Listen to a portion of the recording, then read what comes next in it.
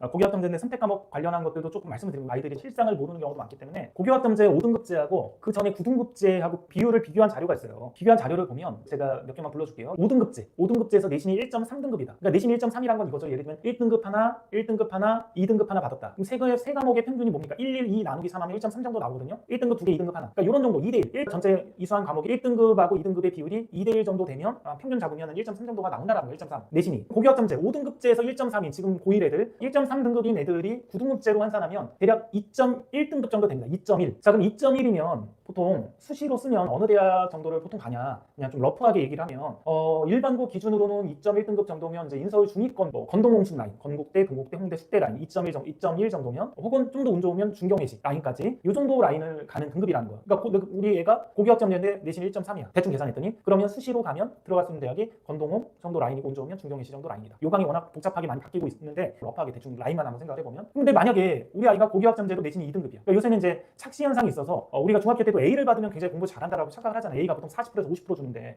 그럼 A를 받으면 그냥 중위권인 상태인데도 우리는 상위권이라고 착각을 해. 엄마들이. 중학교 때 A 받으면 어떻게 받으면 됩니까? 수행 50%, 내신 50% 반영하는 중학교 같은 경우는 지필고사 80점 받으면 돼요. 수행 만점 받고 지필 80점 받으면 국어 2개 더해서 2로 나눠주면 90점 나옵니다. 수행 50점 만점에 50점 받고 지필 50점 만점인데 지필 80점이야. 그럼 나누기 하면 40점이죠. 2개 더하면 90점이니까 A가 나와요. 또 A는 지필고사 80점만 받으면 A 나온다 이렇게 봐도 돼요. 얘가 수행만 만점 받으면 성실해서. 그러면 수학에서 80점 받는 거 되게 쉽잖아요. 그러니까 40~50%가 A 받는다는 거예요. 이런 착시 현상이랑 비슷하게 고교학점제가 되면서 5등급제로 바뀌니까 2등급 정도 하면 되게 잘한다라고 착각을 해 부모님들이. 그러면 만약에 우리 아이가 다 2등급 하다. 평균 2등급. 평균 2등급이면 대략 3.45 정도 나옵니다. 9등급제 기준. 우리 아이가 평균 2등급이다. 그럼 대략 3.45. 그럼 3.45 정도 혹은 뭐 3.5로 잡을게요. 9등급제에서 내신이 일반고에서 3.5등급? 수시로 가면 어디를 가지? 3.5등급이면 인서울 하위권 대학, 지방 국립대 잘하면 그러니까 잘하면 인서울 하위권 대나 지방 국립대 3.5등급 일반고 기준으로 그냥 그 정도예요. 그러니까 고교학점제에서 그냥 모든 과목 2등급에서 2.0이야 우리 아이가. 그러면 들어갈 수 있는 대학이 수시로 인서울 하위권 대학이나 지방 국립대 뭐 그 정도 라인으로 보면 되는 3.5등급이니까 환산하면 대부분은 2등급이 아니고 어떻습니까? 막 지금 우리 자녀들 보면 고등학교 가면 1등급도 있지만 2등급도 있고 3등급도 있고 그래요. 그러면 평범한 아이들은 고교학점제 기준으로 한 2.5등급 정도 나온다는 거예요. 2.5등급 일반고에서. 그럼 2.5등급이 나오면 이걸 9등급제로 환산을 하면 2.5등급은 9등급에서 4.3등급에 해당이 됩니다. 4.3등급. 일반고에서 4등급이 넘어가면 얘가 뭐 과학충청고나 막 그러면 지방에 있는 고등 대학 중에서도 조금 괜찮은 대학이나 괜찮은 학과를 학종으로 붙을 가능성이 있겠지만 그런 학교도 아니고 그냥 평범한 일반고에서 9등급제 기준으로 4.3등급이면 거의 뭐 지방 사립대 정도 이제 들어가는 거죠. 지방 사립대. 근데 지방 사립대는 웬만하면 정시로 총 공부해도 들어가잖아요. 그래서 뭐 인기 없는 대학 미달도 되고 그런다고 하니까. 그러면 대부분 평균적으로 한 2.5등급 정도 나오는 경우가 많아요. 얘가 성실하게 그냥 적당히 공부하고 공부머리 평균인 애들이 고교학점제로 한 2.5등급 정도 나오면 9등급제 기준으로 4.3등급이고 그러면 지방 사립대 정도 어떤 가는 들어가는 수준이라는 거예요. 근데 문제는 뭐냐면 학생들이나 이제 학부모들이 자녀 상태는 그 정도인데 고교학점제다 보니까 많은 과목을 들어야 되고 수학, 과학, 이공계열로 갈 거면 선택 과목 미적분 2 하고 기하, 미적분 2하고 기하 선택 과목으로 뺀 거. 그럼 그것까지 들어야 되지 않냐? 그리고 또 어떤 부모님들은 아니 이거 가지고 모자르지. 고급 대수도 있잖아. 고급 대수, 고급 물리, 전문 수학 이런 것도 있거든요. 막 자사고나 과학중점고나 이런 데 깔아놓은 것들 보면 그런 것들도 있어요. 그럼 그런 것들까지 들어야 되지 않냐? 과학도 내가 뭐 물화생지 다 들어야 되고 다 들어야 되지 않냐? 이렇게 생각을 하신다라는 거예요. 근데 제가 자사고 교장이나 자사고 진학부장하고 얘기를 나눠보면 하시는 말씀이 일단 이제 그런 과목, 고급 과목들, 고급 대수, 고급 물리, 고급 화학, 고급 전문 수학 이렇게 교육과정, 우리 고등학교에서 일반적으로 배웠던 거를 벗어나는 보통 과학고나 막 그런 애들이나 좀 공부하는 대학 수준에 어느 정도에 해당하는 과목들은 웬만한 자사고에서도 폐강이 될 가능성을 높이 본다고 하더라고요. 그러니까 깔아놓긴 했는데 그거를 들을 만한 수준의 아이들도 많이 없고 그거를 또 들었을 때 내신을 딸리면 또 많은 아이들이 들어야 되잖아요. 많은 아이들이 들어야 되는데 제가 알기로 15명인가가 기준인 것 같아요. 폐강 여부. 근데 15명이 만약에 안 들으면 그거를 개설을 하려면 주변에 있는 학교들을 모아가지고 뭐 15명이 얼마를 만들어서 그거를 듣게 한다라고 하는데 다른 과목들이야 뭐 어쩔 수 없이 그렇게라도 해서 개설한다고 해도 고급 대수, 고급 물리, 고급 화학 이런 것들이 개설이 되고 그게 개강이 될 확률이 굉장히 적다라는 거 제가 볼 때는. 그런 걸 깔아놓은 학교도 많이 없지만 선택하는 애들도 많이 없을 거고 그 학습 부담, 수능에 나오지도 않은 그걸 학습 부담을 할 만한 아이들이 과거나 영재고에도 빼고 과연 뭐 자사고 수준이나 이런 애들 중에 몇 명이나 있겠냐라는 거예요.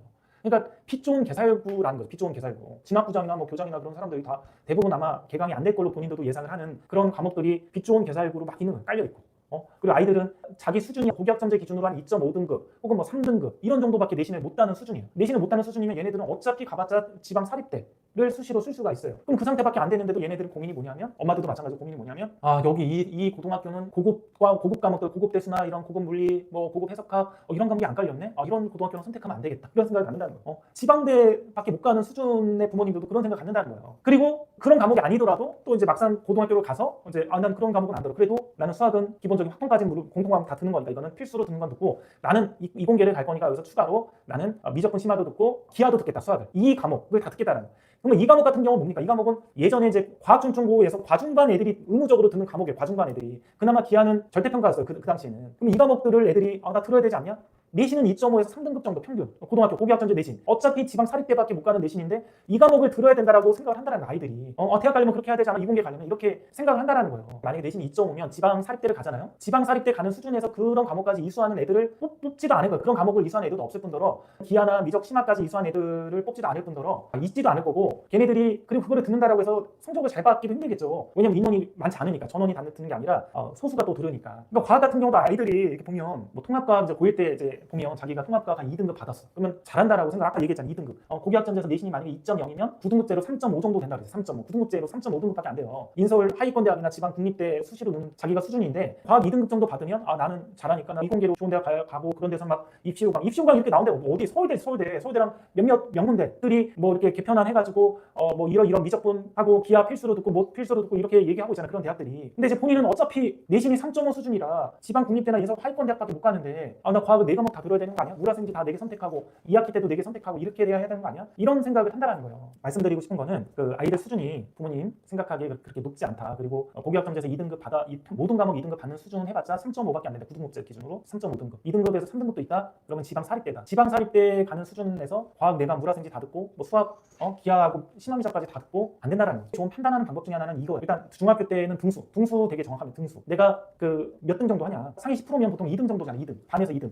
25명 정도니까. 그러면 내가 중학교 때 수학이 한 2등 정도 하냐? 2등 정도 하면 1등급 되는 거죠. 그러면 1등급 정도 되는 거고, 모든 과목 1등급이면 9등급제로 한 1.2등급 나온다라고 하더라도 좋은 데 가죠. 그렇게 판단하는 방법이 하나 있고, 또 하나는 고등학교나 아이들이 학습을 하면 이렇게 생각을 하면 돼요. 아이들이 이제 수학 내신이나 그런 걸 하다 보면 고등학교 1학년 때 공통 수학을 하죠. 한 학기 동안 공통 수학원 수학 한 과목을 합니다. 한 과목. 근데 만약에 2학년에 가서 내가 무언가를 선택하게 되면 그 선택 과목이 추가가 돼요. 고교학점제 문제가 뭐냐면 고등학교 사회 과학 과목을 가르치는 쌤들한테 문의를 해본 결과인데, 학점제다 보니까 예전에는 1년 동안 가르치는 과목을 지금 한 학기에 다 가르치는 걸로 되는데 뭐 어떻게 하냐? 진도를 다 뺄 수 있냐? 이렇게 물어봤는데 본인들도 못 뺀다고 그러더라고요. 못 뺀다고. 1년 한 학기 동안. 그럼 어떻게 하냐? 만약에 물원 과목이 뭐 물리라는 이름으로 한 학기에 있는데 그럼 그걸 선택하면 다 못 끊으면 어떡하냐? 그러면 다음 학기 때 그 유사 과목에서 남은 부분을 할 수밖에 없다. 이렇게 얘기를 하더라고요. 어쨌든 학점제니까 아마 기하를 선택하면 1학기 때 기하를 듣거나 2학기 때 기하를 듣거나 이렇게 선택을 해야 되는데, 그럼 그 한 학기에 수학을 2과목을 하는 거예요. 그럼 아이들이 대부분 수학이 일반고 기준으로 한 2등급 정도만 받는 아이들의 특징은 한 학기에 한 과목 하는 것도 벅차. 한 학기에 한 과목. 한 학기에 수학 한 과목 내신 대비하는 것도 애들이 벅차서 다른 걸 못하는데 거기서 수학을 2과목을 한다? 수학을 2과목을 하는 아이들을 가르쳐 봤거든요. 뭐 과학 중점반이나 뭐 자사고나 가면 수학 2과목씩 해야 되는 경우가 있잖아요. 그럼 수학 2과목씩 한 학기에 애들 내신 대비하면 정말 빡셉니다. 정말 문제집을 3권 풀었던 애들은 한 권밖에 못 풀어요. 각 과목별로. 다른 과목도 또 해야 되니까. 근데 과학도 예를 들면 3과목 이상 하잖아요. 한 학기에. 그럼 과학이 이제 고1 때는 통합과학 한 권이잖아. 한 권. 고1 때는 한 권이니까 뭐 또 하면 할 수 있겠지 이렇게 착각을 하는데, 고2 가서 이게 2과목, 3과목, 4과목 늘어나면 4과목 늘어나잖아요. 정신이 없습니다. 정신. 큰딸이 이제 과중반이니까 4과목 하고 과학 4과목하고 수학은 뭐 다 하죠. 다 하는데 이거를 뭐 미리 중학교 때도 하지 않고 이렇게 오면 대안이 없어요. 대안이. 다 할 수가 없어요. 다 할 수가. 그래서 문제집도 선택을 해야 돼요. 수학을 지금 2과목 해가지고 큰딸 같은 경우는 어떻게 선택을 했냐면, 어차피 시간이 부족하고 모든 문제집 못 푼다. 그러면 어떻게 해야 되냐? 어차피 못 풀 거면 가장 도움이 되는 문제집을 내가 시켜야겠다. 얘가 어차피 한 권밖에 못 푼다. 과목별로. 1학년 때는 시간이 많으니까 3권씩 풀렸다면 수학을 2과목 하니까 지금 한 권밖에 못 풀면 뭘 풀릴 거냐. 그래서 차라리 고3 정시에도 준비가 되게 자이스토리를 사서 자이스토리를 풀립니다. 기출문제집. 그러니까 모의고사 기출문제집이죠. 이거 한 권 풀어라. 그냥 어차피 2권 풀 여유가 없어. 한 권 이거라도 풀어. 이거라도 풀면 혹시라도 내신이 좀 안 좋아도 고3 수능 대비 2년 연속 기출문제 푸는 거니까 도움이 된다. 그 전략으로 가거든요. 저희 큰딸 같은 경우는.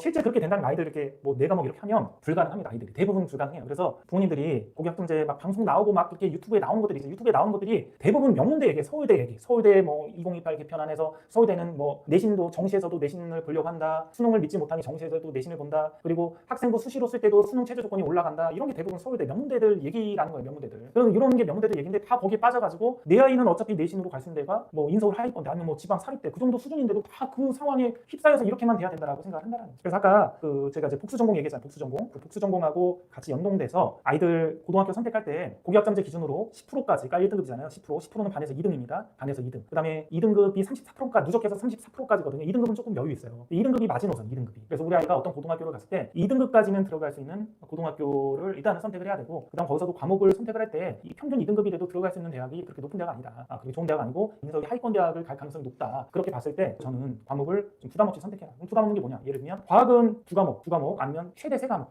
근데 저는 개인적으로 두 과목 추천합니다. 평균 한 2등급 정도 되는 아이들은 과학 두 과목 해도 자기가 그 공부하고 전공 공부하고 싶은 분야 있잖아요. 뭐 생물 쪽이다, 뭐 생명 해야 되고, 뭐 화학 꼭 필요하다면 화학 해야 되고, 난 기계공학 쪽 물리 해야 되잖아요. 그래서 꼭 필요한 거 한 두 과목 정도 여유 있게 하고, 그리고 내신 따기 쉬운 거뭐 사회 과목이나 그런 것들도 좀 이수하고, 그렇게 해서 좀 부담 없이 해라. 대부분 욕심은 많아서 그렇게 가도 막상 해보면 너무 학습량이 많고 그냥 다 포기하게 된다.